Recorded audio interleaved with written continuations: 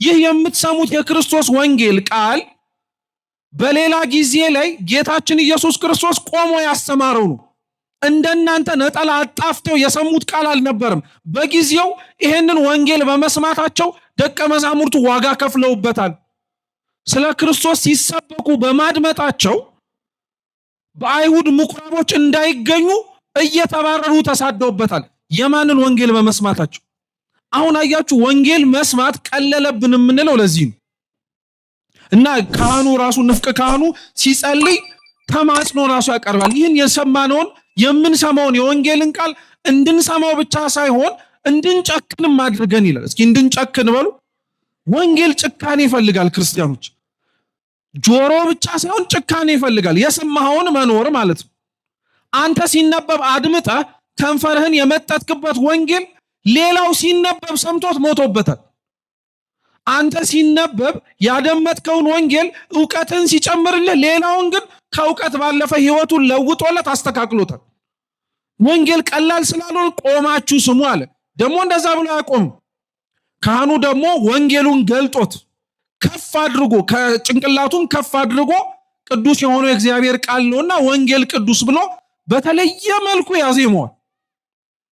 ያንን አዚሞ ከጨረሰ በኋላ ወንጌሉን ከቤተ መቅደስ ይዞት ሲወጣ ማንም ሰው ከሊቀ ጳጳስ ጀምሮ የደብረ አለቃ በሉት፣ ቆሞሳት፣ ቀሳውስት፣ ዲያቆናት ሁሉም ይወጣሉ። የክርስቶስ ከቤተ መቅደሱ ያ መጽሐፍ የሚነበበው ወንጌል ወርዶ እኛ ጋር ሲመጣ ጌታችን ኢየሱስ ክርስቶስ ከሰማይ ወደ ምድር መውረዱን ማጠየቂያ ነው። እና ሁሉም መውረዳቸው ደግሞ እውነት ከእግዚአብሔር ጋር ሰው ዝቅ ካላለ እንዴት ተመልሶ ከፍ ማለት ይችላል የሚል ትምህርት እያስተማሩ ነው። ልብ ብሎ ላስተዋለው ሰው ነው የምላችሁ ክርስቲያኖች። ሲነበብ ሁሉም አብረው ይወርዳሉ። ክብሬ፣ ዝናዬ፣ ዕውቅናዬ፣ ዕውቀቴ፣ ህይወቴ የሚል ሰው የለም። ሁሉም ሰው ምዕመኑ እንደ ምዕመን ቆሞ ካህናቱ እንደ ክህነታቸው ዝቅ ብለው የሚነበበውን የአምላክን ቃል ይሰማሉ። እግዚአብሔር ካለበት ቦታ ሰው ከፍ ብሎ አብሮ መኖር የሚፈልግ ከሆነ ከእግዚአብሔር ጋር አብሮ መውረድንም ጭምር መልመድ አለበት። ክርስቶስ ለዛ ነው የዮሐንስ ወንጌል ምዕራፍ 13 ላይ ልክ የቤተ መቅደሱ ወንጌል ሲነበብ ከፍ ካለበት ቦታ እኛ ወዳለንበት እንደወረደ ሁሉ ክርስቶስም ቆሞ ከነበረበት ዝቅ ብሎ ማበሻ ጨርቅ ወገቡን ታጠቀና በኩስኩስቱ ውሃ ቀድቶ የደቀ መዛሙርቱን እግር አጠበ። ከዛስ ምንድን ያላቸው? እናንተ ጌታነ መምህርነ ትሉኛላችሁ። እውነት ነው፣ ልክ ብላችኋል። ነገር ግን እኔ ጌታና መምህር ስሆን የእናንተን እግር ዝቅ ብዬ ላጥባችሁ ከቻልኩኝ እናንተም እርስ በእርሳችሁ እግራችሁን ተታጠቡ። ማንም ከእናንተ መካከል ታላቅ ሊሆን የሚወድ ቢኖር ራሱን ዝቅ ያርጋል። እስኪ ራሱን በሉ ዝቅ ያድርግ። ከፍ የምትለው ራስን ምን ማድረግ ስችል በቃ አለቀ። ይሄ ስብከት አይደለም። ይሄ ተጽፎ የምታነበው ነገር ብቻ አይደለም። ይሄ የተሰበከ ወንጌል ተኑሯልም ጭምር ተኑሯል። በደንብ አድርገው ይሄው ቅዳሴው እያሳያችሁ ነው። ማቄ፣ ዝናዬ፣ ክብሬ፣ ሌላ ነገር ሳይሉ ሁሉም ዝቅ ብለው ይወርዳሉ። እና ወንጌል ቤተክርስቲያን ውስጥ ያለውን ክብር በቅዳሴው ማየት ትችላላችሁ። እና ሲሰበክም ክርስቲያኖች ቢችሉ እውነቴን የምላችሁ የምትሰሙት የማንን ቃል እንደሆነ የምናደምጠው የማንን ቃል እንደሆነ ብናውቅ እውነቴን የምላችሁ ተለምነን አንመጣም ነበር። ቤተክርስቲያን ውስጥ ራሱ ለምነን ነበር የምንማረው የነበረው። አሁን እኛ እየሰማነው ያለነው እንደው በማወቅ ደረጃ የእግዚአብሔር ቃል ነው እንላለን እንጂ እውነት የአምላክ ቃል እንደሆነ ታሪክን ለውጦ ሰውን ጠርቦ አስተካክሎ መለወጥ የሚችል እንደሆነ ብናውቅ አውቀንም ብናምን ኖሮ እውነት ክርስቲያኖች እንደው መማል አይቻልም። ማርያምን እንምላችሁ ግን ለምነን ነበር የምንማረው የነበረው። አብዛኞቻችን ግን በአንጻሩ ስታዩ ቃል እግዚአብሔር ለመስማት የምንለምነን ወይስ የምንለመን? እንደኛ የሚለመናል እንዴ? ከዚህ እስከዚህ ተዘጋጅቷል፣ በዚህ ሰዓት ተገኙ፣ እንዳታረፍዱ፣ ኑ። ይሄ ሁሉ ነገር ጥሪ የሚያሰማው ቆሞ የሚናገረው ሰው ይመስላችኋል? ስለ ነፍሳችን ግድ ያለው አምላካችን ካልሆነ በቀር እንጂ መሬትነታችንን እያወቀ ችግራችንን እየተረዳ ላይደክምብን እንደሚችል ራሱ እያወቀ መድከምን የሚመርጥ እዚህ የማቴዎስ ወንጌል ምዕራፍ 13 ላይ ጌታችን ያስተማረው የመጀመሪያው የምሳሌ ትምህርት አለ። ልብ ብላችሁ ስሙ። ዘሪ ዘሩን ሊዘራ ወጣ የሚለው ማለት ነው። አንዱን በአስፋልት ላይ በመንገድ ላይ፣ ሌላውን በጭንጫ መሬት ላይ፣ ሌላውን በሾሃማ መሬት ላይ፣ የመጨረሻውን መልካም መሬት ላይ ዘራ አላችሁ። ልብ ብላችሁ ስሙኝ። እንደው ትርጓሜውን አልገባም፣ ትምህርታችንም እሱ ስላልሆነ፣ ግን አንድ ነጥብ እንድታቁልኝ ስለፈለኩኝ ነው። አደራችሁ እናንተ ገበሬ ናችሁ ብላችሁ አስቡ። እንደው የግብርና ዕውቀት እንኳን ባይኖራችሁ ምን ላይ ምን ሲተከል እንደሚያበቅል ታውቃላችሁ። ማንም ሰው ምርጥ የሚለውን ዘሩን አውጥቶ እናንተም እንኳን ይዛችሁት እንዲያፈራ የምትፈልጉትን ነገር አስፋልት ላይ አትዘሩት።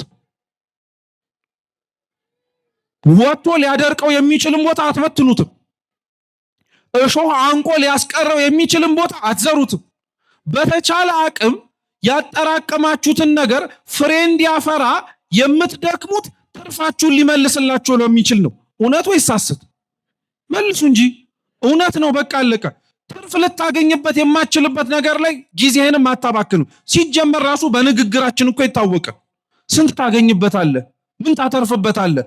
ካላተረፍክበት ተዋል የምንለው። አሁን ወደ እግዚአብሔር ቃል ልመልሳችሁ። ዘሩ የእግዚአብሔር ቃል ነው። ዘሪው ገበሬው ክርስቶስ ነው። መልካም መሬት ካልሆነ በቀር 30ም 60ም 100 ያማረ ፍሬ እንደማይሰጠው ያውቃል። ለምን ታዲያ ፍሬ እንደማያገኝበት እያወቀ አስፋልቱ ላይ ዘር? ለምን ፍሬ እንደማያገኝበት እያወቀ እንደሚደርቅ እያወቀ ጭንጫው መሬት ላይ ዘር? ለምን ፍሬ እንደማያገኝበት እያወቀ በእሾህ መካከል ዘር? ቁልፉ እንድታውቁት የፈለኩት ነጥብ ምን መሰላችሁ? ያንተ መሬት እንደ አስፋልት ድንጋይ ቢሆን፣ እንደ ጭንጫው መሬት ፀሐይ መከራ ሲወጣበት የሚደርቅ ቢሆንም፣ እንደ ሾሃማው መሬት ጥቅማ ጥቅም የእግዚአብሔርን ፍቅር እንዳይኖር አስሮ ያስቀረ ቢሆንም፣ እግዚአብሔር ግን እንዲህ እንደምትሆን እያወቀ እንኳን ይደክምብሃል አሁንም። እና ታዲያ ይሄ ፍቅሩ አይደንቃችሁም እንዴ? እናንተ መጨረሻውን እንዴት እንደሚሆን የምታውቁትን ሰው ክፉ ቢሆን መልካም ነገር እኮ አታረጉለት። ለምን ትደክማላችሁ? ሞክረን እንኳን እኮ ከአቅማችን በላይ የሆኑብንን ሰዎች እኮ እኛ ተስፋ እንቆርጥባቸዋለን። እኔ ገሌ ከአቅሜ በላይ ነው፣ እኔ ምን ላርገው? ከዚህ በኋላ እኔ አቅሜን ሞክሬያለሁ፣ የማን ስራ ነው የምንለው? እሱ ተስፋ ስለማይቆርጥ እኮ ነው። ሁሌም ልብ አስፋልት ቢሆንም ሁሌም ይዘራብሃል። ቢያንስ የሆነ ቀን ላይ ማን ያውቃል ልትለወጥ ትችላለህ። ሁሌ መከራ እየመጣ ያመንከውን ቢያጠራጥርህ፣ የሰማኸውን እንዳትሰማ ቢያደርግህ፣ ፀሐይ የተባለ መከራ ወጥቶብህ ፍሬ እንዳታፈራ ቢያደርግህም አሁንም ይሰራል። እንደዚሁ ሁሉ ተመልከቱት። እሾህ ጥቅማ ጥቅም አብዛኞቻችን የሸሸንበት ከእግዚአብሔር ጋር ተጣብቀን እንዳንቀር ያደረገንን ከፍ ብለን እንዳንታይ እንዳንድ ክርስቲያን ማለት ነው ከፍ ብለን እንዳናይ እንዳንመለከት ሊያደርገን የሚችልን ነገር እንዳለ እያወቀ ራሱ ይዘራል። ታዲያ እውነት ክርስቲያኑ እስኪ እናንተ ልጠይቃችሁ፣ እናንተ ለእግዚአብሔር ከደከማችሁለት ከቤቱ ይልቅ እሱ ለእናንተ የደከመው አይበልጥም? እውነት እግዚአብሔር ስሙ የተመሰገነ ይሁን። ማንም እንደዚህ አይንከባከበንም። እውነቱን ልንገራችሁ፣ ማንም እንደዚህ ዞር ብሎ ያየን፣ ማንም እንደዚህ ያክል ልክና ቦታ ሰጥቶ አይለማመጠን። እግዚአብሔር ግን እስከ መጨረሻይቱ የትንፋሳችን ህቅታ ድረስ ከመድከም አይቆይም። ይሄም በምን ታውቃላችሁ ካላችሁ፣ እኛ እንኳን ቅዱስ መጽሐፍን ገልጠን ባነበብነው በቅዱስ ማቴዎስ እናውቃለን። ቅዱስ ማቴዎስ በትላንትና ግብሩ ወይንም ደግሞ በትላንትና ሐዋርያ ሆኖ ከመጠራቱ በፊት ቀራጭ ነበረ፣ ገንዘብ ሰብሳቢ ነበረ። ቀራጭነት አሁን ባለበት ቋንቋ ብትጠሩት ግብር ሰብሳቢ ነው። ቀራጭነት እንደ አንድ የሙያ ዘርፍ ሳይሆን እስራኤላውያን እንደ ሌባ ነበር የሚቆጥሩት። ምክንያቱም ገንዘብ ሰብስቦ ቀኝ ለገዛቸው ለሮማዊ መንግስት ጉልበቱ እንዲጸና ገንዘብ ይሰጣል። አንድ ገንዘብ ሲሰበስብ ደግሞ ገንዘብ ብቻ አይሰበስብም፣ ለራሱም የተወሰነ ጥቅም ደግሞ ይጨምራል፣ ይወስዳል። ሁለት ስለዚህ ህዝቡ ይጠሏቸው ነበር፣ ሲያዩአቸው ይጸየፏቸዋል። ቤተ መቅደስ እንኳን ከነሱ ጋር ቆሞ ለመጸለይ አይሞክሩ። የሉቃስ ወንጌል ምዕራፍ 18 ላይ ፈሪሳዊውና ቀራጩ ጸሎት ሲያደርጉት እዚህ ይላቸዋል። ቀራጩ ልቡን እየደቃ ደረቱን እየመታ የሰማዩን ከፍታ ከፍ ብዬ ማየት የማልችል ሰው ነኝ አለ። እውነት እኔ ይሄ ራሱን ችሎ አንድ ትምህርት እኮ ነው። በእውነት ጻድቅ ነን ብለን ራሳችንን ከምናመጻድቀው ሰው በላይ እኮ እውነት ኃጢአታቸውን አውቀው የሚለምኑ ሰዎች ጸሎታቸው እንደሚሰማ ታውቃላችሁ። የእውነቴን እኮ ነው የምላችሁ። ይሄ ቀራጭ ፈሪሳዊ ነኝ ብሎ የእግዚአብሔርን ሕግ ከሚያከብረው ሰው በላይ ጸሎቱ በእግዚአብሔር ዘንድ ተቀባይነት አለው። የኛ አሁን የእውነተኛ የጸሎታችን አለመቀበሉ ምክንያት ምን ይመስላችኋል? ራሳችንን እንደ ራሳችን ራሱ አናውቀውም። እኔ እንዲህ ነኝ ማለት አንፈልግም። ቀራጩ ቀራጭ ነኝ ኃጢአተኛ ነኝ አለ። እኛ ላፋችን ካልሆነ እኮ በቀር የእውነት ኃጢአተኛ ነኝ ብለን እግዚአብሔርን አንነግረው። እውነት የልባችን ትህትና ከሁላችን ላይ ተራቁቷል። ለምን መሰላችሁ? ቅዱስ ዮሐንስ አፈወርቅ ስለ ጸሎት ሲያስተምር ምን ብሎ የተናገረ መሰላችሁ? እናስተማረ እውነተኛ የልብ ትህትና ያለውን ሰው ብቻ ነው እግዚአብሔር አምላክ ጸሎቱን የሚሰማው አለ። የልብ ትህትና ማለት ምን ማለት ነው ትለኝ እንደሆነ አለ ዮሐንስ አፈወርቅ፣ ለምሳሌ ጸሎት ስትጸልይ ከእግዚአብሔር ፊት ኃጢአትን አምነህ በደልህን ትናገራለህ። ለምሳሌ እስኪ እኔ ኃጢአተኛ ነኝ በሉ እንጂ እኔ ዘማዊ ነኝ፣ እኔ ሌባ ነኝ፣ እኔ ክፉ ነኝ፣ እኔ አረመኔ ነኝ ብላችሁ እግዚአብሔርን ለምናችሁት ይሄንን ስትሉ ከጎናችሁ የሆነ ሰው ሰማችሁ ልበላችሁ። ልክ ጸሎትን ጨረሰ ስትወጣ ሌባው ቢልህ አቤት ትለዋል። የታወቀኝ ነው የምትለው። ለእግዚአብሔር ሌባ ነኝ ያልኩት እኔ እና እሱ ስለምንተዋወቅ ነው። አንተ የታወቀኝ ነው እኔን ሌባ ነኝ የምትለኝ? ስንጣላ ራሱ አይታችኋል? እንደው በተለይ ወንዶች ሲጣሉ አይታችኋል? በተለይ ጉልበት ያለው ሰው ስለማያቀኝ እኮ ነው የሚለው። እውነት ነው፣ ስለማያቀህ ነው። በጣም የሚያሳዝነው ደግሞ አንተ ራስን ራሱ አታውቀው። በጣም ነው የምናሳዝነው። እና የእውነተኛ ኃጢአታቸውን አምነው እግዚአብሔር ፊት ለሚያነቡ ሰዎች ጻድቅ እንኳን ባይሆኑ በደላቸውን ማመናቸውን እግዚአብሔር አምላክ ያይላቸዋል፣ እንደ ቀራጩ ማለት ነው። እና ልብ ብላችሁ ስሙኝ እባካችሁ ክርስቲያኖች፣ ብንችል ከእግዚአብሔር ፊት ጻድቅነትን ጻድቅ ለመሆን አናስመስለው። እውነተኛ የሆነው ኃጢአተኛነታችን ይሻለናል። አብዛኞቻችን ጽድቅን ከመኖር ይልቅ አስመሳዮችን እና እግዚአብሔር የእውነትም ደግሞ የሚወደውና የሚፈልገው ጽድቅን የሚያስመስሉትንና ሳይኖሩት ኖረነዋል ብለው የሚያወሩትን ሳይሆን ኃጢአተኛነታቸውን አምነው በደለኛ ነኝ የሚሉትን ነው። እነሱን መለወጥ ይቻላል፣ እነሱን ማስተካከል ይቻላል። ጽድቃቸውን ግን እንደ ጽድቅ ሳይኖሩት ለሚያስመስሉት ሰዎች ግን እሱ ራሱ እየኖረው ስለሚመስለው ችግር አለብህ ሲባል አንተ ነው ችግር ያለብህ ይላል። እና ቀራጮች በጣም የተገፉ የማይፈልጉ ማህበረሰቦች ናቸው። ክርስቶስ ታዲያ የሚገርማችሁ ኢየሩሳሌም ትልቅ ቅጥር ያላት ከተማ ናት። መውጫ መግቢያው ላይ ነው ቀራጮች የሚቀመጡት። ወደ በሩ ሲገባ ማቴዎስም ቁጭ ብሎ አዩ። እንደው በር ላይ ያላችሁ ሰዎች እንደውም በደንብ አድርጋችሁ ስሙ። ያላችሁበት ቦታ ማቴዎስ ያለበት ስለሆነ እና በሩ ላይ ሲያልፍ ማቴዎስን አየው። ቀረጥ እየሰበሰበ ነው። ማንም እሱን ይመርጠዋል ብሎ ያሰበለት ሰው የለም። ማቴዎስ ማንም እሱን ይመርጠዋል ብሎ እንዳላሰበው ሁሉ እኛንስ ማን እዚህ ይገኛሉ ብሎ የጠበቀን ሰው አለ። ሁላችንም እኮ ከቤተ ክርስቲያኒቷ ውጪ ያለ የራሳችን ህይወት አለ፣ የማያስጠራን፣ ከእግዚአብሔር ጋር የማያስታርቀን፣ የማያስማማን። እኛም እናቀው ብቻ ሊኖር ይችላል፣ ሀገር ያወቀው ደግሞ ሊኖር ይችላል። ከጎናችን እኮ ምን ሊሰሩ መጡ የምንላቸው ሰዎች አሉኝ። ምን ሊያደርግ ደግሞ መጣ እዚህ? የራበው እንኳን እኮ ሲመጣኛ ደስ አይለንም። እኛ ጠግበን ስለምንመጣ ደግሞ ምን ሊያደርጉ ጉባኤው ሊመጠብጡት እኮ ነው። በቃ እህል አምጡ ሊሉ ምናምን እንላለን። እግዚአብሔር በሩን ሳይዘጋበት አንተ ለምን የምትዘጋበት? እግዚአብሔር መራቡን አይቶ ሊያጠግበው ጠርቶት ለምንድን ነው አንተ ስለጠገብክ አያስፈልግም ብለህ የምታባረው? እና ብዙ ሰዎች እውነቴን ልንገራችሁ ክርስቲያኖች እንደኛ መስለው ቤተክርስቲያኒቷን አይተው መኖር ያቃታቸው እግዚአብሔርን ፈልገው በእኛ ውስጥ ስላጡት። ሁላችንም ስንታይ የምንታየው እኛ ነን እንጂ እግዚአብሔር አይደለም። ሁላችንም ብንጠራ የምንጠራው እኛው ነን። አበበ፣ ከበደ፣ አየለ እየተባልን የተሸከምነውን ስም መኖር አቃተን፣ ክርስቲያን የሚለውን ማለት ነው። እና ማቴዎስ በሩ ላይ ቆሞ እያለ ጌታችን ኢየሱስ ክርስቶስ አየውና ተከተለኝ አለው። ለማቴዎስ በስመ አብ ብሎ የጀመረው ስብከት የለም፣ የጠቀሰለት ጥቅስም የለም። ሲከተለው ምን ሊያገኝ እንደሚችልም ጭምር አላስረገጠለት። ጥሎት እንዲከተለው ሲመጣ ሀብት ንብረትን ተው ሁሉን ነገር ረሳውና ና ሲለው ማቴዎስ ሁሉን እርግፍ አድርጎ ነው የተወለት። እንዴት ምን አይነት ስብከት ቢሆን ነው የክርስቶስ ስብከት? እውነቴን እኮ ነው አላችሁ። ምን አይነት መምህር ቢሆን ነው እውነት በተናገረበት ቅጽበት ሁሉን ነገር ሊያስተው የሚችል? እግዚአብሔር አሁንም የሚናገረው እርሱ ነው። እኛ ማቴዎስን መሆን ስለከበደን ለኛ እግዚአብሔር ከማቴዎስ ተከተለኝ ከሚለው ስብከቱ በላይ መምህር እየለዋወጠ ዘማሪ እየለዋወጠ አንዱ የሰማነውን ቃል እግዚአብሔር በተለያየ ምስጢር እንድንመለከተው እያደረገ ደክሞብናል። በደንብ አድርጎን የሰራብን። ግን ከኛ መካከል ሁሉን ጥሎ መከተል የሚፈልገው ሰው የለም። እንፈራለና። ደቀ መዛሙርቱ ምን አሉ መሰላችሁ? የሆነ ሰሞን ላይ ጌታችን ኢየሱስ ክርስቶስን ተከትለው መንፈስ ቅዱስ ወርዶላቸው ያስተምሩ ነበር። እየሰማችሁ ነው? እየሰማችሁ ነው? ከቃሉ ጋር ናችሁ? እግዚአብሔር ከሁላችን ጋር ይሁን።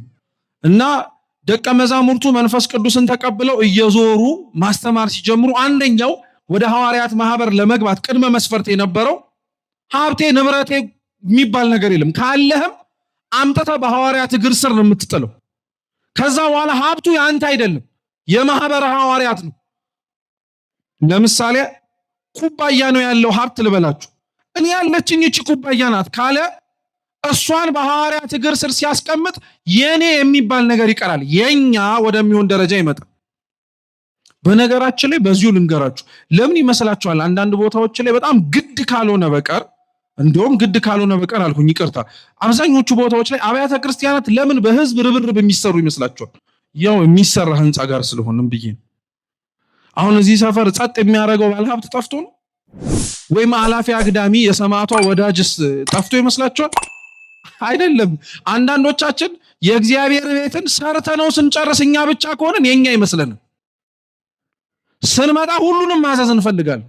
የደቦስ ሲሆን ሁልህም አዋተስ ሲሆን የኔ አትልም። የማን ነው የምትለው? የኛ ነው የምትለው።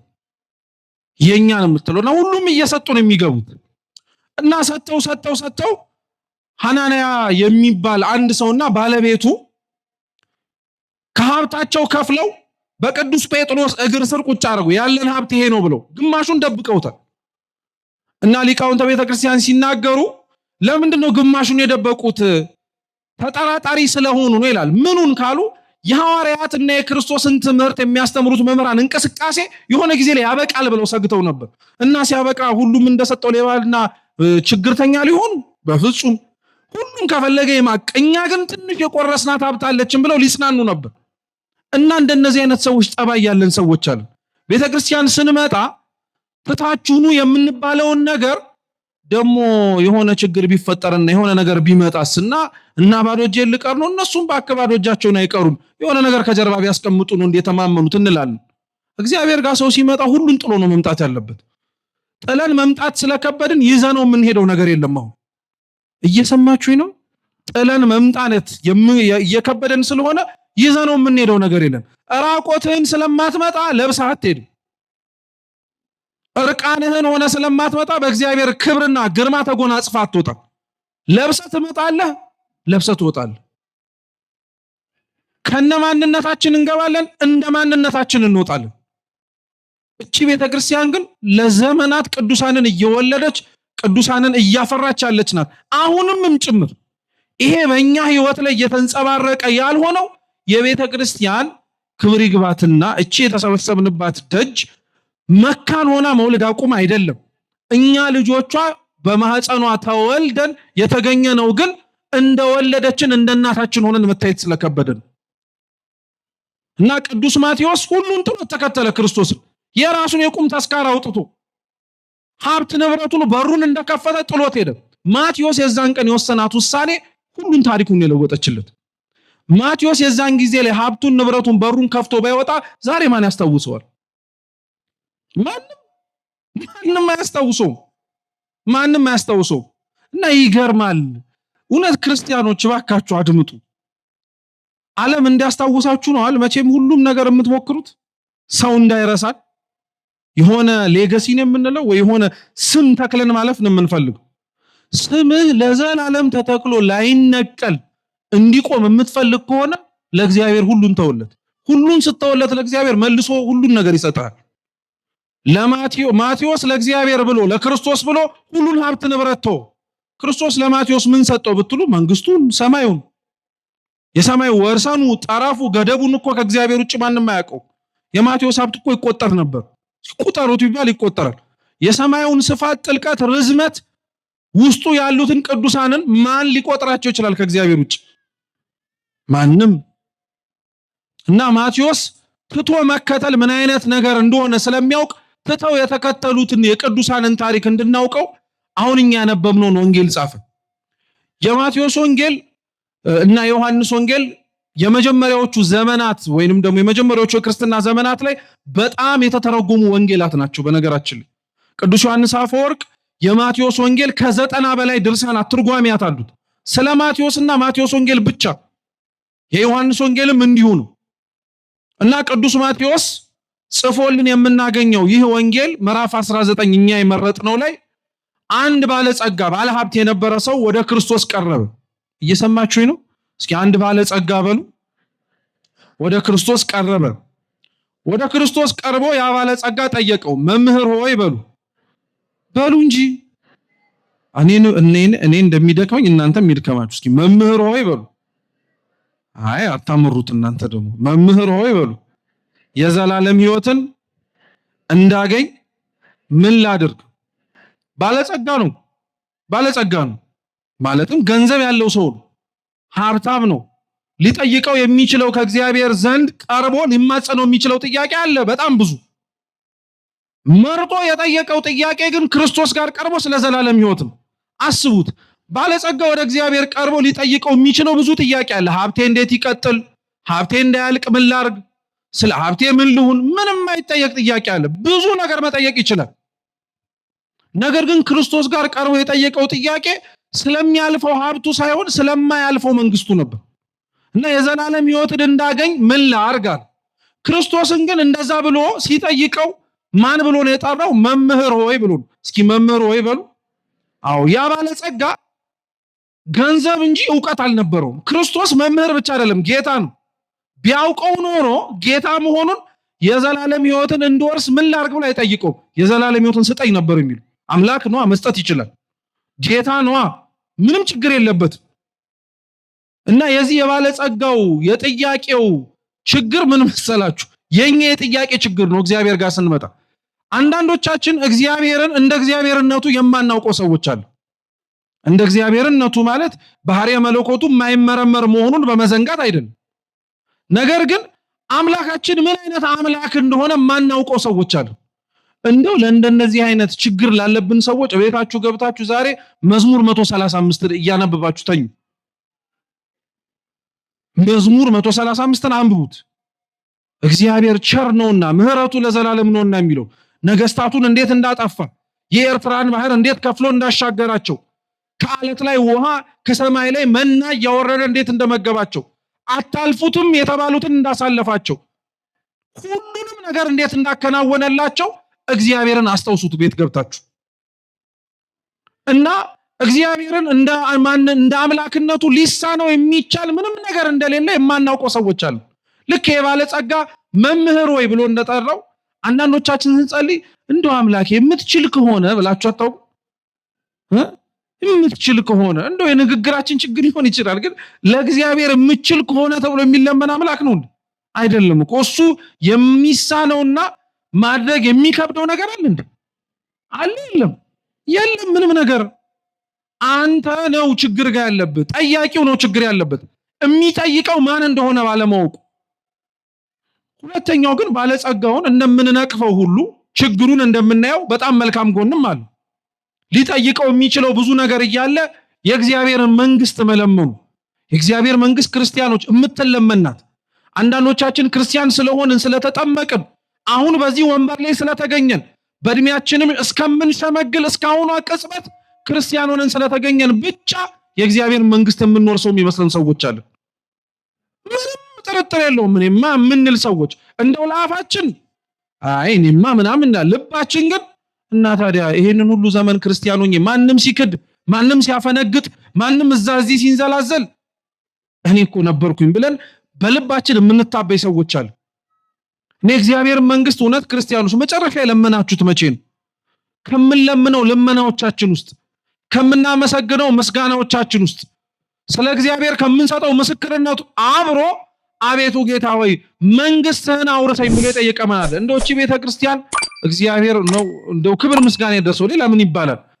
እውነት አስታውሰን እንደማንለምን ስለምታውቅ እግዚአብሔርን መንግስት በቅዳሴው ላይ ተዘከረነ እግዚኦ በውስተ መንግስት ከብላ ታጸለይናለች። አቤቱ በመንግስት በመጣ ጊዜ ምን አርገኝ? እሷ ባታስብልን ማን የሚያስታውሳል? ቅዳሴ ካላስቀደስን መንግስትህን አደራ አስበኝ የሚል ሰው አለ?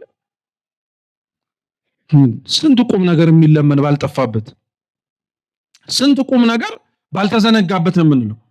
እና የዘላለም ህይወትን እንድወርስ ምን ላድርግ አለው ባለጸጋው። ክርስቶስ ጥያቄው ጥሩ እንደሆነ ያውቃል። መልካም የሆነ ጥያቄ እንደለመነውም ያውቃል። ምክንያቱም ይሄ ሰው ልክ ጌታችን የአባታችን ሆይ ጸሎትን ሲያስተምር እንደተናገረው አስቀድሞ መንግስቱንና ጽድቁን ነው የፈለገው። ሌላው ነገር አለዋ። አንዳንዶቻችን ተገላቢጦሽ ህይወት ያለን ሰዎች አለን። ጽድቁንና መንግስቱን እንዳንፈልግ እንዴት እንፈልግ የሚል ሰው አለ።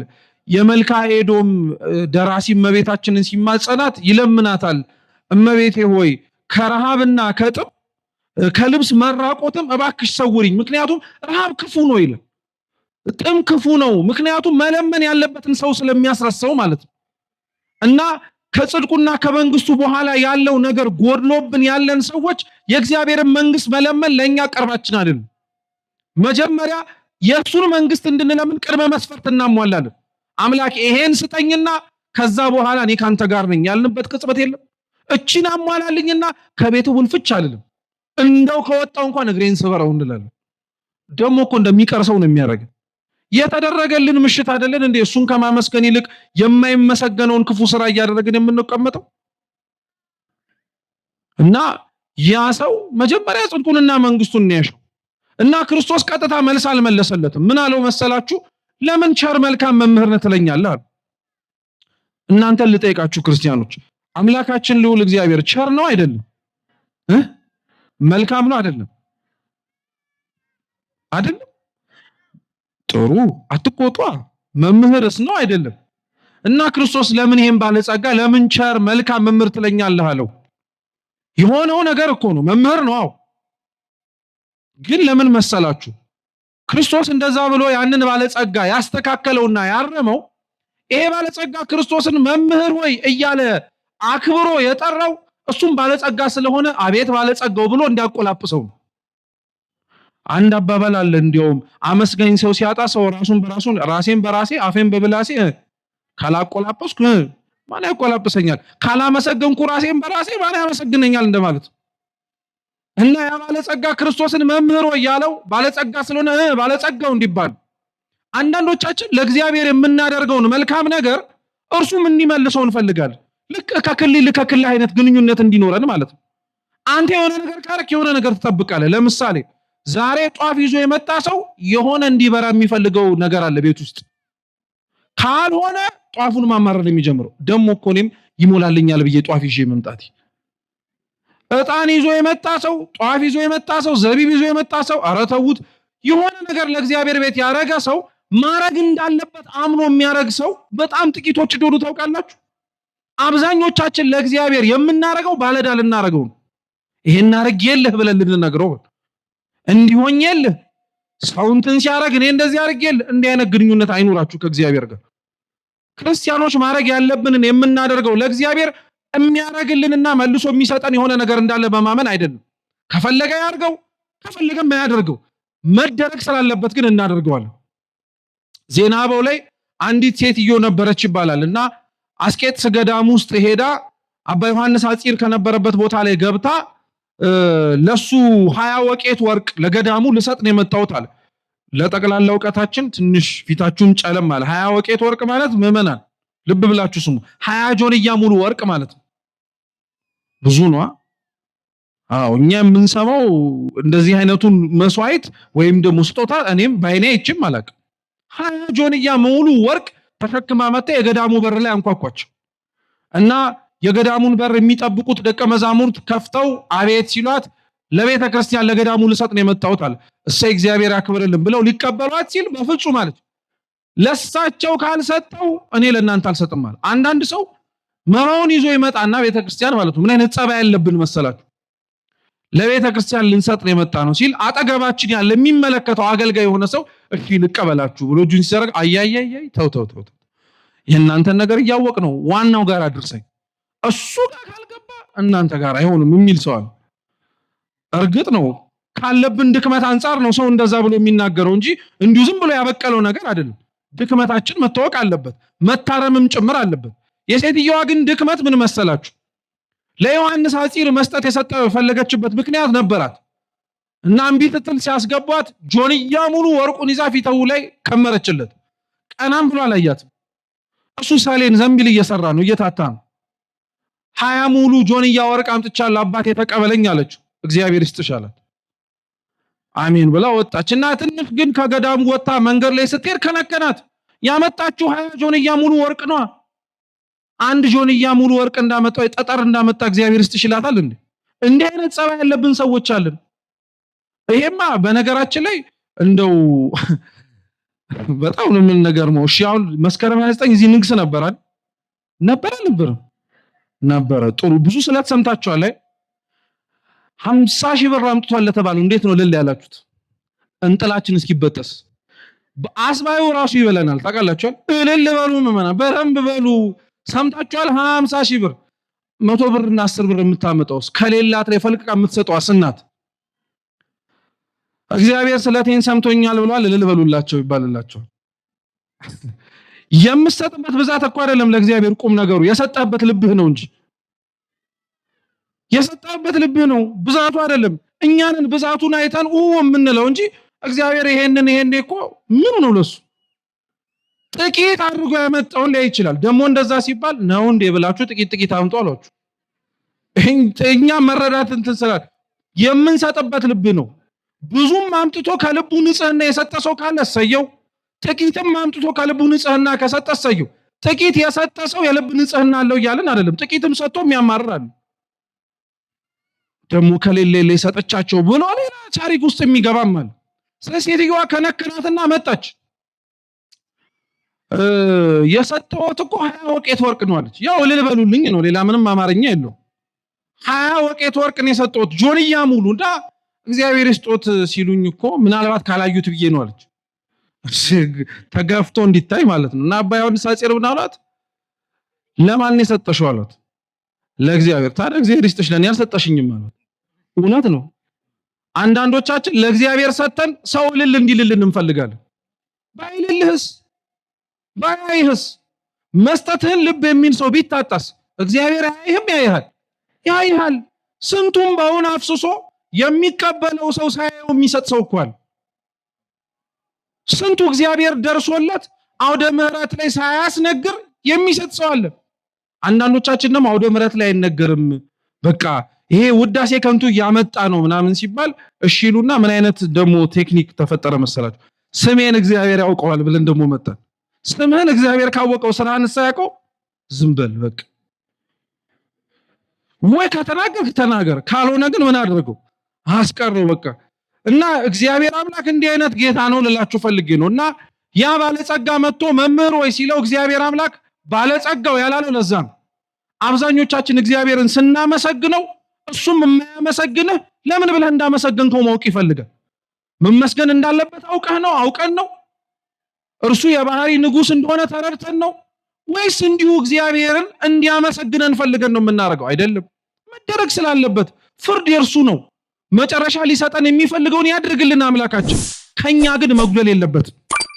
ክርስቶስ ለዛ ነው ለምን ቸር መልካም መምህር ትለኛለህ? ቸር የሆነው አንዱ እግዚአብሔር ብቻ ነው አሉ። ቀጠልና ግን ጥያቄው ጥሩ ስለሆነ የዘላለም ሕይወትን እንድትወርስ ከፈለክ ትእዛዛቱን ጠብቅ አሉ። እስኪ ትእዛዛቱን ጠብቅ በሉ እንጂ ድገሙት። አሁንም ድገሙት። የዘላለም ሕይወትን እንድወርስ ምን ላድርግ ሲለው ምኑን ጠብቅ ነው ያለው? ማመንህ በቂ ነው አላለው። አየህ ወንጌል ላይ ተጽፎ ያለ ታሪክ እኮ ነው። የዘላለም ሕይወት እንዳለ መንግስተ ሰማያት ልትገባ እንደምችልና እንደተፈጠረም ቦታውን ማመንህ በቂ ነው። ከዚህ በላይ ምን ትፈልጋለህ አላለውም። የዘላለም ሕይወት እንዳለ የምታምን ከሆነ መውረስ የምትፈልግ ከሆነ ምኑን ጠብቃለሁ? እምነት ከሥራ ጋር የሚሄደው ነው የሚባለው ለዚህ ነው። ሰው ማመኑን ያስመሰግነው ይችላል። ያመነውን ካልኖረው ግን እውነት ማመኑንስ በምን እናውቀዋለን? የዘላለም ሕይወት እንዳለ የሚያምን ሰው ለዛ ለሚያምነው ሕይወት ለመውረስ መክፈል ያለበት ነገር አለ። ትእዛዛቱን ጠብቅ አለ። ደግሞ ባለጸጋው የሚደንቅ መላሽ ደግሞ ቀጠለ። የትኞቹን አለ? ትእዛዛት የሚባሉት ምዕመናን እንደው ልብ ብላችሁ አድምጡ። ትእዛዛት፣ ህግጋት ቃላቶቹ ይለያያሉ በትርጉም ደረጃ። ህግ የሚባለው አታርግ ተብሎ የተቀመጠ ማንኛውም ነገር ህግ ነው የሚባለው በቤተ ክርስቲያናችን ትርጓሜ መሰረት። ትእዛዝ የሚባለው አድርግ ተብሎ የተቀመጠ ነገር ነው። ህግ ምን አታርግ ነው? ይሄው እየነገርኳችሁ። ህግ ማለት ምን ማለት? አታርግ ነው። ትእዛዝ ደግሞ ሲሆን ምን አርግ ነው? አድርግ ነው። እስኪ አድርግ በሉ። ስለዚህ እግዚአብሔር ትእዛዛቱን ጠብቅ ሲባል ወይም ሲለው አርግ የተባልከውን ምን አለ እያሉ አርግ አለው። ሌላ ደግሞ ተጨማሪ ነገር ጨመረ። ምን መሰላችሁ? እስኪ አንድን ሰው በሉ እንጂ የሚያጸድቀው ያልሰራው ኃጢአት ሳይሆን የሰራው ጽድቅ ነው። አዎ እቺ ልብ ብላችሁ ያዙልኝ። አብዛኞቻችን ኃጢአት ባለመስራታችን ምክንያት ምን እንመጻደቃለን? ኃጢአት አለመስራት አይደለም የእግዚአብሔርን መንግስት የሚያወርስ። ኃጢአት ባለመስራት ፋንታ የሰራው ጽድቅ ነው። እግዚአብሔር ሰው ሆኖ በምድር ላይ ሲመላለስ ሲያስተምር የሰማነው ተርበው ላበሉት፣ ተጠምተው ላጠጡት፣ ታረዘው ላለበሱት፣ እንግዳ ሆኖ ለተቀበሉት፣ ታስሮ ለጠየቁት ለነሱ የመንግስቱን ኩሌታ መንግስቴ ነው ብሎ አካፍሏቸዋል፣ ሰጥቷቸዋል። ኑ ግቡበት ብሎ ሰጥቷቸዋል። አንድም ቦታ ላይ አላመነዘርክም፣ አልሰረክም፣ ምን አላረክም ብሎ ኃጢአቱን ስላልሰራ አይደለም ያመሰግኑ፣ ጽድቅን ስለሰራ ነው እግዚአብሔር ያመሰግኑ። ኃጢአትን አለመስራት አንድ መልካም ነገር ነው። ጽድቅ ካልሰራህበት ግን ምንድነው? ከኃጢአት መሸሽ አንድ ነገር ነው። ወደ ጽድቅ ካልሮጥ ግን ሌላ ነገር ነው። እሱም ያስጠይቃል። ትእዛዛቱን ጠብቃለሁ። የትኞቹን አለው? እናትና አባትህን አክብር፣ አትስረቅ፣ አታመንዝር፣ አትግደል፣ በሐሰት አትመስክር፣ የባልንጀራህን ቤት አትመኝ፣ ባልንጀራህንም እንደራስ አድርገህ ውደድ አለ። የሚገርማችሁ ክርስቶስ የጠቀሰለት ይሄ ትምህርት ኦሪት ዘጸአት ምዕራፍ 20 ላይ ያለው 10ቱ ትእዛዛት ናቸው። ከ10ቱ ትእዛዛት መርጦ ደግሞ ያነገረው 7ቱን። 10ቱ ትእዛዛት ለሁለት ነው የሚከፈሉት። የመጀመሪያዎቹ 3ቱ ከኔ ከአምላክህ ከእግዚአብሔር በቀር ሌሎች አማልክትን አታምልክ፣ የእግዚአብሔርን ስም በከንቱ አትጥራ፣ የሰንበትን ቀን ትቀድሳት ዘንድ አስብ የሚሉት 3ቱ ትእዛዛት ፍቅረ እግዚአብሔር ይባላል። እስኪ ፍቅረ እግዚአብሔር በሉ። እኛ እግዚአብሔርን መውደዳችንን የምናሳየው በሱ ነው። እሱን በመፈጸም በማድረግ ማለት ነው። እናትና አባትን አክብር ከሚለው ጀምሮ ባልንጀራህን እንደራስ አድርገህ ውደድ የሚሉት 7ቱ ሌሎቹ ትእዛዛት ደግሞ ፍቅረ ቢጽ ይባላል። እስኪ ፍቅረ ቢጽ በሉ። ሌላውን ወንድም ወንድሙን፣ እህት እህቱን፣ ወንድም እህት ወንድሙን እርስ በእርስ በጥቅሉ መዋደዳችን የሚታወቀው ደግሞ እነዚህን በመጠበቃችን። አሁን ልብ ብላችሁ ስሙ። ክርስቶስ የዘላለም ሕይወትን እንድወርስ ምን ላርግ ብሎ ለጠየቀው ለዚህ ሰው ሌሎች አማልክትን አታምልክ፣ የሰንበትን ቀን ትቀድሳት ዘንድ አስብ፣ የእግዚአብሔርን ስም በከንቱ አትጥራ ብሎ አልነገረው። የነገረው እሱን ከሌላው ሰው ጋር የሚያገናኘው ነው። ሲጀመር ራሱ 10ቱን ትእዛዛት 3ቱ የእግዚአብሔር 7ቱ የኛ እርስ በርስ እንዲሆን ለምን አረገው? እኩል 5 ለ5 ለምን አላረገው? አብዛኞቻችን ለምን መሰላችሁ? ጸባችን እኛ ከእግዚአብሔር ጋር ብዙዎቻችን አይደለም።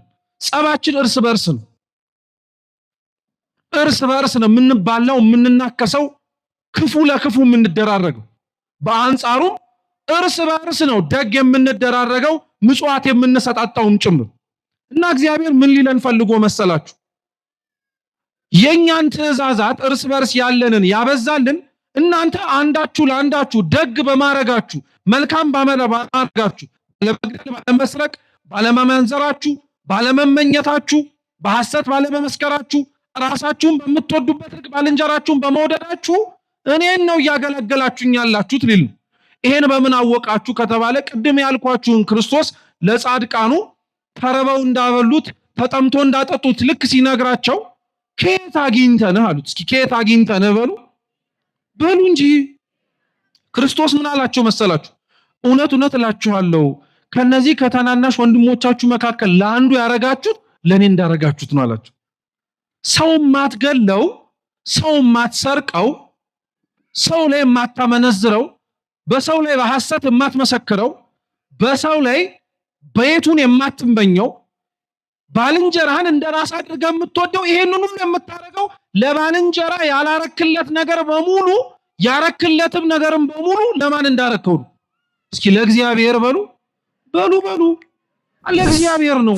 ይሄን ጠንቅቀን ማወቅ አለብን። አሁን ግን የረሳነው ይሄን ስንገዳደል እግዚአብሔርን እያጠፋ ነው እንደመሰለ አይሰማን።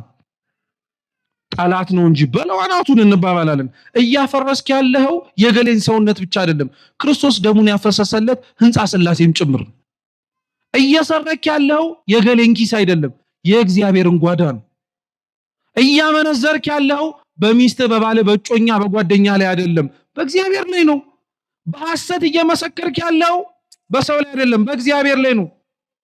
ሁሉም ክፋት በእርሱ ላይ ነው እየተፈጸመበት ያለው እና ክርስቶስ እነዚህን ጠብቃል። ያ ባለጸጋ ታዲያ ምን አለው? እነዚህን ከልጅነት ጀምሮ ጠብቄዋለሁ አለ። አንዳንድ ሰው እንዴት እድለኛ መሰላችሁ! ሁሉ ነገር የተሟላለት አለ።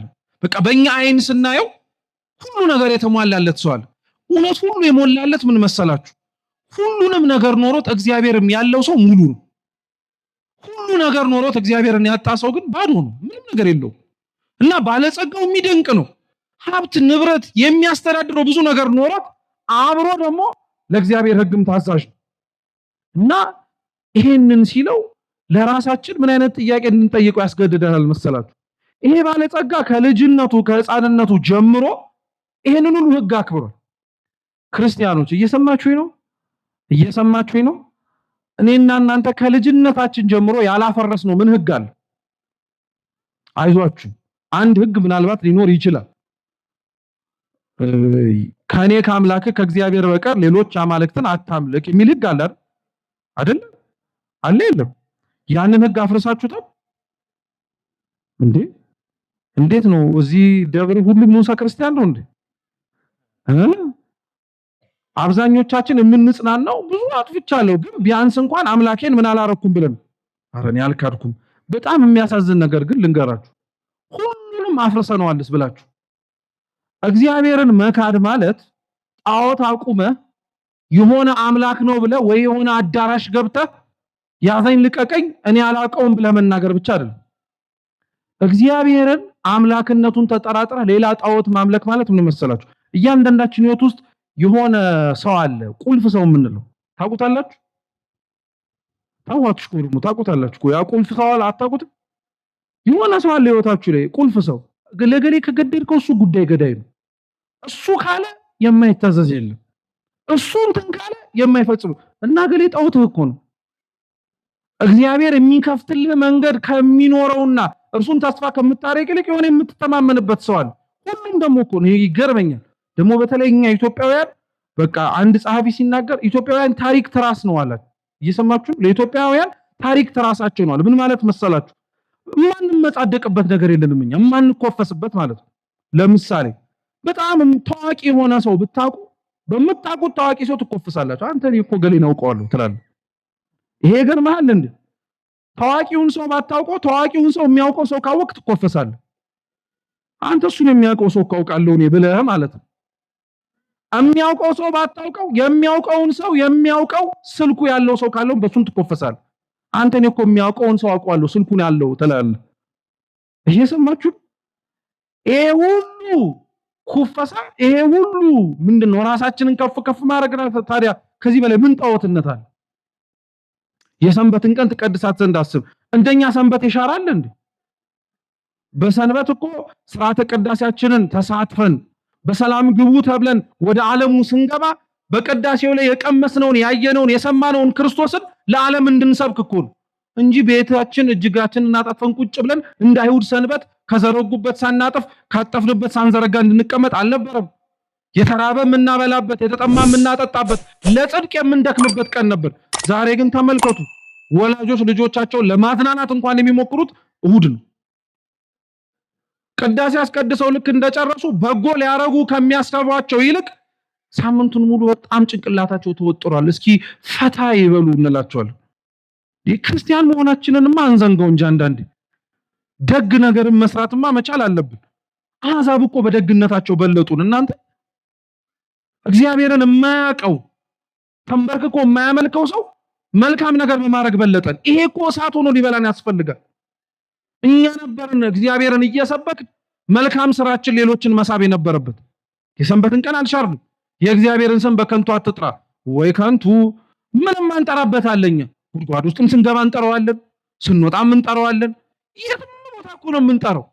ይሄ የከበረ ስሙ ውሃውን ጠበል የሚያደርገው፣ ውሃውን ማየገባው አድርጎ የሚያስጠምቀን፣ ህብስቱን ስጋ የሚያደርገው፣ ደሙን ወይኑን ደም የሚያደርገው ያ የተቀደሰው ስም እኛ ጋር ግን እንዲሁ ዝም ብሎ ነው የሚጠራው። እንደው እግዚአብሔር ወዶ መሰላችሁ በወንጌል ላይ እውነት ከተናገራችሁ እውነት እውነት በሉ ያለው? ስሙ እኮ ክብሩ ስለሆነ እኮ ነው። ይሄ ስም እኮ ሽባ ተርትሯል። እኛን አልተረተረን አለ እንጂ ይሄ ስም ሽባ ተርትሯል። ጴጥሮስና ዮሐንስ በሌሊቱ በ9 ሰዓት ወደ ቤተ መቅደስ ሲገቡ ታሪኩን ትዝ አላችሁ? የሐዋርያት ሥራ ላይ አንድ ሽባ መጥቶ እባካችሁ ነዳይ ነኝ መጽውቱኝ አላቸው። ለጸሎት እየገቡ ነው። ምንም ንብረት የላቸውም፣ ሀብት የላቸውም። ምን አሉት መሰላችሁ? አብራችሁን በሉ፣ በጌታ በኢየሱስ ክርስቶስ ስም ተነስና ተመላለስ። እውነቴን እኮ ነው። ያ ዘማሪ አጌጥንበት ስምህን ሲል እውነት ከክርስቶስ ስም በላይ ምን የሚጌጥበት ነገር አለ? ሐዋርያት አጊጠውበታል ስሙን እኮ። ሰማዕታት በክርስቶስ ስም አጊጠዋል በደንብ አድርገው። ሽባ ተርትረውበታል፣ ታሪክ ለውጠውበታል። እኛ በከንቱ እንጠራዋለን። እናትና አባትን አክብር። የወለደህን ብቻ አይደለም አገልጋዮች፣ ካህናት በእውቀት የወለዱህን በህይወት ወደ እግዚአብሔር ያቀረቡን። አሁን ማን ነው ካህናቱ ላይ ሊቃነ ጳጳሳቱ ላይ እንደው ይቅርታ አድርጉልኝ ለቃሉ አፉን የሚከፍተው? ጠላት አይደለም እኮ እኛ ነን እኮ። እኛ ነን ሰድበን ለሰዳቤ የሰጠናቸው አባቶቻችን፣ እኛ ነን ያዋረድናቸው፣ እኛ ነን ዝቅ ያደረግናቸው። ይሄ እውነቴን ነው ብላችሁ ለኔ ክብር ብዬ አይደለም የምነግራችሁ፣ ግን ያጠፋነው ጥፋት ስለሆነ ነው። አንዳንዶቻችንማ ሙልጭ አድርገን ሰድበን ለቤተ ክርስቲያን ክብር ነው እንላለን። ሰድበህ የምታቆመው የእግዚአብሔር ክብር የለም። ሰውን አዋርዳ የምታከብራት ቤተ ክርስቲያን የለችም። ተው ይቅርና አንተ ክፉ ነው ብለህ የተናገርክለትን ሰው ክርስቶስ እኮ አስታሞ ችሎታል። ገመናውን ግንባሩ ላይ ጽፎበት ለኛ እንዲነበብ አድርጎ በአደባባይ ማውጣት ከበደው። እኛ እኮ የሰውን ገመና ማውጣት ክብራችን ሆኗል። ደግሞ ደስ ይለናል። የገሌ ሰበር መረጃ ወጣ ሲባል ምን አለ እንላለን። ሰበር እኮ የለውም ራሱ። እስከ መጨረሻው ጆሮአችን እስኪቃጠል እናዳምጣለን። ምናልባት ካመለጠን ነው ብለን እንመልሰዋለን። ሐሜት ለመስማት፣ ክፋት ለመስማት፣ የሰውን ጉድ፣ ገመና፣ በደል፣ ክፋት ለመስማት የተከፈተው ጆሮአችን ምን አለ ለጽድቅ ቢከፈት ኖሮ። እናትና አባታችንን አላከበርንም፣ አዋርደናል በደንብ አድርገን። አትስረቅ። እዚህ ውስጥ እውነቴን ልንገራችሁ ያልሰረቀ ማንም የለም። እንደው ፈራጅ ነህ አትበሉኝ። ግን ሊቁ ቅዱስ ዮሐንስ አፈወርቅ ምን ይላል መሰላችሁ? ትንሹም ስኳር መስረቅ ትልቁም ስርቆት ያው ነው ይላል። ስኳር ያልሰረቀ ማን አለ? ስንገባ ራሱ ቡና ላይ እንዲህ የምንለው እኛ የለን እንዴ? ብናጣ እንኳን እኮ በጣም ነው የምንገርመው። ስርቆት ነው። ከምንም በላይ ግን እግዚአብሔርን ሰርቀነዋል። እድሜያችንን ሰርቀነዋል። መምጣት ሲገባን አርፍደን ተገኝተናል። ገንዘባችንን ሰርቀነዋል፣ ሲሰጠን ከልክለነዋል። ጤናችንን ሰርቀነዋል፣ ሲሰጠን አልቆምንበትም ቤተ መቅደስ። ምን ያልሰረቅነው ነገር አለ? አልገደልኩም አንልም፣ ገድለናል። ደም አናፍስስ እንጂ ሰው ሊደርስበት የሚችልበት ደረጃ እንዳይደርስ ያዋረድነው እኛ ነን። እንዴት በሉ። መቼም ቤተ ክርስቲያን በሯ ክፍት ነው። አርፍዶ ዘግይቶ ከተለያየ ህይወት የሚመጣ ሰው አይጠፋም። ሁሉም ሰው ደግሞ የሚገርማችሁ በጣም ነው የሚደንቀው። ሲመጣ መጀመሪያ ሱሰኛ የሚልለው ሰው ማለት ነው። ልክ ሲመጣ መጀመሪያ ጸበል ነው የሚሄደው፣ በቃ ችግሩ እንዲራገፍለት እና ስናየው ደስ ይለናል። መጀመሪያ ላይ ያው ለምን መጣ የሚልም አለ፣ ግን ስናየው ደስ ይለን። ወይ ተመስገን በቃ ሊስተካከል ነው እንላለን። ይጠመቃል፣ ይጸበላል፣ ጸበሉን ይጠጣል። ትንሽ እየተሻሻለ ሲመጣ እናንተ ስትጸልዩ ያያል። እኛ እንዳልል ራሴ እንዳላጠቃልል ነው። እናንተ ስትጸልዩ ያያል። መዝገበ ጸሎታችሁን ዳዊታችሁን ስትከፍቱ ያያል። ለካ መጸለይ ያለብኝ ማለት ነው ይልና የሚያስተምረው ቢያጣ እናንተን አይቶ ይማርና መዝሙረ ዳዊትን በሉት ጸሎት መጽሐፉን ከፍቶ መጸለይ ጀመረ። ከዛ በኋላ ስናየው ይሄ ሰውዬ ትንሽ ጥሩ እየሆነ ሲመጣ አንድ ቀን መቼም የሆነ ነገር መፈለጋችን አይቀርም። ወንድሜ እባክህ ምናምን ስል ይቅርታ ጸሎት ላይ ነኝ ሲል ድሮስ አዲስ ክርስቲያን ከምን ይበልጣል ብለህ የገደልከው ስንት ነፍስ አለ? እንደዛ ስትለው ትቶት ድሮስ ምናምን ብሎ ወጣ። ስንት ሰው እኮ አለ። ገለናል በደንብ አድርገን። ከእግዚአብሔር ቤት ለመጠቅለል መጥተው እየገረፍን ያባረርናቸው ሰዎች አሉ። ገለናል፣ አመንዝረናል። ከወንድ ከሴት ጋር አንተኛ እንጂ ከፈጋዳችን ጋር እንደፈለግን አይደል እንደምንዞረው። ደስ ሲያሰኘን እዛ፣ ደስ ሲያሰኘን እዚህ ነን። በሐሰት መስክረናል በደንብ አድርገን። ሊያውም እየማልን እየተገዘት ገብርኤልን፣ ማርያምን፣ ኡራኤልን 44ቱ ታቦታትን እያልን ቢጠፋብን ራሱ እኔ ምን ብዬ ለማለልህ እያልን ማለት ለሐሰት እኮ ነው። የባልንጀራህን ቤት መመኘት ወይ ቤት እኛ ገብተን ድስቱን እኮ ተመኝተናል። ድስቱ ጥሩ ነው ምናምን ብለን ማለት ነው። ሚስቱን ተመኝተሃል፣ ልጆቹን ተመኝተሃል፣ ባል ተመኝተሻል፣ ልጆቹን ተመኝተሻል፣ ቤቱን ተመኝተሻል። ጥሎት እንደሚሄድ እያወቅን እኮ ባልንጀራን እንደራስ አድርገህ ውደድ። ተውት ባልንጀራን መውደድ። እኛ ራሳችንን እንወደዋለን እንዴ? አንወደውም እኮ። ብትወደው ኃጢአት አትሰራም ነበር። ራስን ሊጎዳ የሚችል ነገር እኮ ወደህ አታረግም፣ መሮ ካልሆነ በቀር። ማን መሮት ኃጢአት የሚሰራ ሰው አለ? ስለመረረኝ ነው ዛሬ እንዲህ ኃጢአት የሰራሁት የሚል ሰው አለ? ጀብድ ሆኖለት እኮ ነው የሚያወራው። ባለጸጋው ግን አይገርማችሁም? ከሕፃንነት የጀመረው ይሄን ሁሉ ፈጽሜዋለሁ እና ክርስቶስ እንደዛ ሲለው ምን እንዲለው ጠብቆ መሰላችሁ?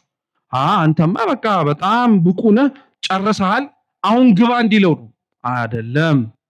ትእዛዝ መጠበቅ ጥሩ ነው፣ የታዘዝከውን ማድረግ በጣም መልካም ነው። ግን የሚቀረ ነገር አለ። ምን? ፍጹም እስኪ በሉ ፍጹም ልትሆን ብትወድ ያለን ሁሉ ሽጠህ ተከተለኝ። ትእዛዛት መጠበቅ ጥሩ ነው፣ ህግጋቱን ማክበር ትልቅ ነገር ነው። እውነት ከዚህ በኋላ ግን መልሰህ አለመውደቅ የምትፈልግ ከሆነ የክርስትና ህይወት ወድቆ መነሳት ስለሆነ እስከ መጨረሻው ድረስ ወድቆ መነሳት ስለሆነ መውደቅ የማትፈልግ ከሆነ ፍጹም መሆን የምትፈልግ ከሆነ ያለን ሁሉ ሽጠህ ተከተለኛል። ፍጹም መሆን የሚፈልግ ሰው ለእግዚአብሔር ሁሉ ነገር መተው አለበት።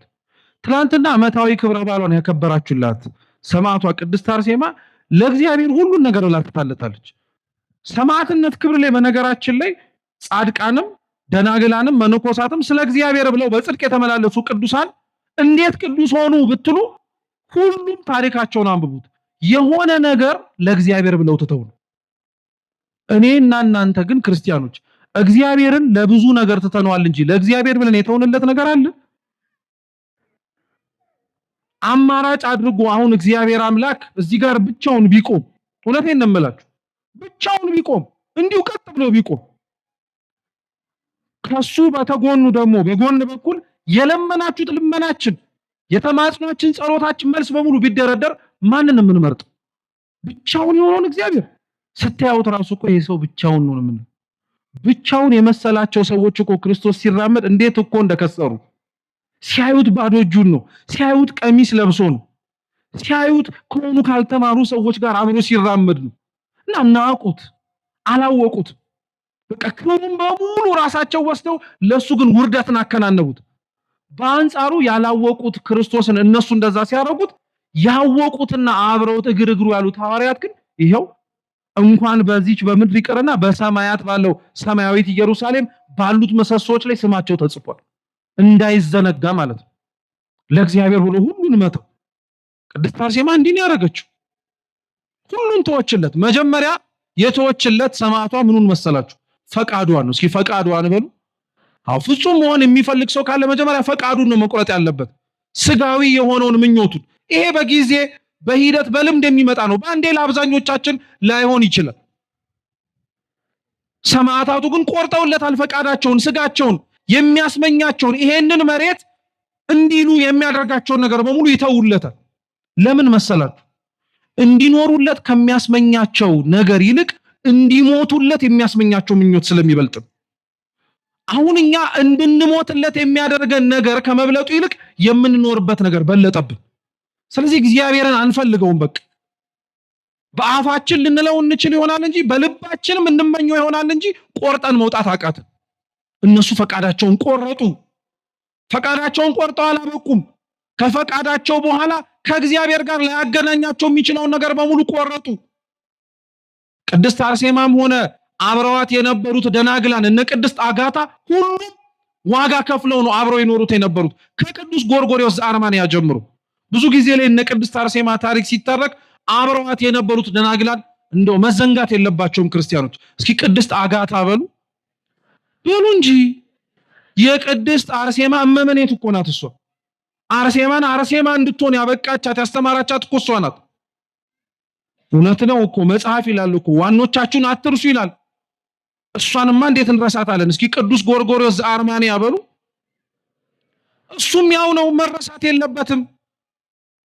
አገልጋያቸው ነበር፣ ቅድስና የነበረው። የአርመን ቤተክርስቲያን አለኝ ብላ ከምትናገራቸው ቅዱሳን መካከል አንዱ ነው ቅዱስ ጎርጎርዮስ ዘአርማንያ። ልክ አሁን የሀገራችን ሰው የኢትዮጵያ ገበዝ ጠባቂ ማን ነው ብንል መጀመሪያ አእምሮአችን ላይ የሚመጣው ማን ነው? ቅዱስ ጊዮርጊስ ነው። በረከቱ ለሁላችን ትድረሰን። ሁለተኛ ማን የሚመጣል ቢባል አቡነ ገብረ መንፈስ ቅዱስ ናቸው። ሶስተኛስ ብትባል እናታችን ድንግል ማርያም ናት።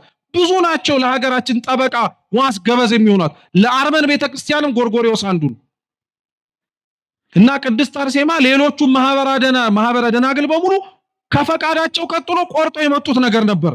ፍጹም መሆን ስለፈለጉ ባለጸጋውን ገንዘብህን ተውልኝ ያለ በገንዘቡ ፋንታ የዘላለም ሕይወት ሊሰጠው እነ ቅድስት አርሴማ ከፈቃዳቸው ቀጥሎ ቤተ መንግስቱን የተዉት። ቤተ መንግስቱን ነገስታት የሚኖሩበትን ያማረ የሞቀው ነገር የሚገኝበትን ተውት። እውነቴን የምላችሁ ክርስቲያኖች በዚህ ምድር ላይ ተረስታችሁ እንዳትኖሩ ሁሌም ታሪካችሁ ደማቅ ሆኖ እንዲጻፍ የምትፈልጉ ከሆነ ለእግዚአብሔር ኑሩ። ለእግዚአብሔር የሚኖር ሰው ማንም አይረሳውም። አስታዋሽ ቢጠፋ እንኳን ቆፍሮ የሚያወጣው ሰው እግዚአብሔር ያስነሳል። መቼም አይጠፋም።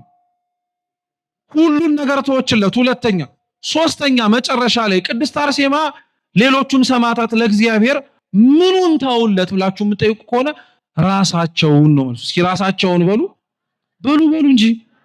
አዎ ራሳችንን ለመተው ለእግዚአብሔር አምላካችን ይፍቀድልን። አዎ ራስህን መተው አለብህ።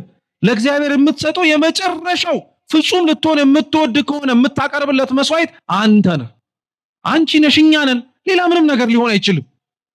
ሰማዕታት የተውለትን ነገር እያሰቡ የተውለትን ነገር እያስገናዘቡ እያመላለሱ በዛ እየተጽናኑ አልኖሩም። እኛ ግን አብዛኞቻችን ተመልከቱት አኗኗራችንን ለእግዚአብሔር ቀረኝ ብለን ከምናደርገው ሌሎች ነገሮች ይልቅ ያደረግልነትን ነገር እያስታወስን እንመጻደቃለን። እነሱ ግን ሀብታቸውን ተው፣ ፈቃዳቸውን አቆሙ። ከዛ በኋላ ራሳቸውን ሰጡት። ቅድስት አርሴማ እኮ የምትገርማችሁ ራሷን መስጠት አንድ ነገር ነው። እስኪ ራስን መስጠት በሉ አንድ ነገር ነው። ሌላውን ማሰጠት ተጨማሪ ነገር ነው። እስኪ በሉ ራስን መስጠት አንድ ነገር ነው። ሌላውን ማሰጠት ተጨማሪ ነገር ነው። ምን ማለት መሰላችሁ? አሁን ይሄንን ታሪክ ልክ ስትቀጥሉት ክርስቶስ እንዲህ ብሎ ሲነግረው ባለጸጋው ምንድን ያለው? ተጨነቀና ብዙ ሀብት ስለነበረው ተወው እና ጌታ ምን አለው? እውነት እላችኋለሁ ለባለጠጋው ወደ እግዚአብሔር መንግስት መግባት ጭንቅ ነው አለ። መስጠት የማይችል ከሆነ ኖሮት ማካፈል ካቃተው መንግስተ ሰማያት ቅርቡ ሆነ እንድትርቀው ምክንያት ይሆናል አለ። መንግስተ ሰማያት እኮ ለክርስቲያኖች ቅርብ ናት። ሩቅ አትምሰላችሁ። አንጋጣችሁ የምታዩት ሰማይ ላይ ብቻ አይደለም፣ እጃችሁ ላይ ናት። እስኪ ሁላችሁም እጃችሁን ዘርጉ። እንዲህ አይደለም፣ እንዲህ አውጡ ነው ይሄ። እሺ እስኪ ዘርጉት እጃችሁን። ኪሳችሁን ጠብቁ ደግሞ በኋላ ሌላ ጦስ እንዳታመጡ። እጃችሁን እንዲዘርጉት ዘርጉት እንጂ አይዟችሁ። እስኪ ይዩት እጃችሁን ሁላችሁ፣ እኔን እንዳታዩ። ካሜራማኑም አትየኝ እኔን፣ እጅህን ሁላችሁም እጃችሁን ይዩት። አንተ እጅህን እንጂ እኔን ያየኛል እንዴ? የዋ እጅህን ይው ሁላችሁ። ምን ይታያችኋል? አትየኝ እኔን፣ እጅህን ይዩ። ምን ይታያችኋል? እጅ። እስኪ ቀና በሉ። አሁንም መልሳችሁት ምን ይታያችኋል? ምን ማለት መሰለ? መንግስተ ሰማያት እጅህ ላይ ናት። ጸድቀህ መልካም ስራ የምታረግባት ከሆነ ይሄው ትወርሳታለህ። ጸድቀህ መልካም ስራ የማታደርግባት ግን ከሆነ ታጣታለህ። እጅህ ላንተ ቅርብ ነው ሩቅ ነው? መንግስተ ሰማያትም እንዲሁ ናት። ስለባለጸጋ ለእግዚአብሔር መንግስት መውረስ በጣም ጭንቅ ነው አለ እና ባለጠጋ ወደ እግዚአብሔር መንግስት ከሚገባ ይልቅ ደግሞ ግመል በመርፌ ቀዳዳ ቢያልፍ ይቀላል አለ። ራሱን ያልሰጠ ሰው ወደ እግዚአብሔር መንግስት መግባት ከባድ ነው አለ እና ቅድስት አርሴማ እንዳልኳችሁ ራሷን መስጠቷ ሳያንስ ሌላ ሰውን በመስጠት ተጨማሪ ነገር አደረገች። እስኪ ማንን በሉ? ቅድስት አርሴማን አፈር ድሜ ሲያበላት አገር ለአገር እያሳደደ ዋጋ ሲያስከፍላት የነበረው ሰው ድርጣድስ የቅድስት አርሴማ ስዕል አድህኖ ላይ እሷ ረግጣው የምታዩት ንጉስ፣ ረግጣው ማለት ነው አሸንፈው ደምግባቷን አይቶ ውበቷን ተመልክቶ ሀብት ንብረትሽ ልስጥሽ፣ የመንግስቴ ክፋይ ይሁን፣ ሁሉንም ነገር ላካፍልሽ፣ ብቻ አብረሽኙኝ አለ። በፍጹም አይሆንም አለ። አሁን በዚህ ዘመን ያለን ሰዎች እኮ እንኳን ውበት ኖሮን መንግስት ልንካፈል ይቅርና ምንም ሳይኖረን ራሱ አካፍለን እንላለን እያላት በፍጹም አይሆንም ማለት እና ያንን ንጉስ ስላሳፈረችው ጥንተ ታሪክ ነውና ረግጣው ይሳላል።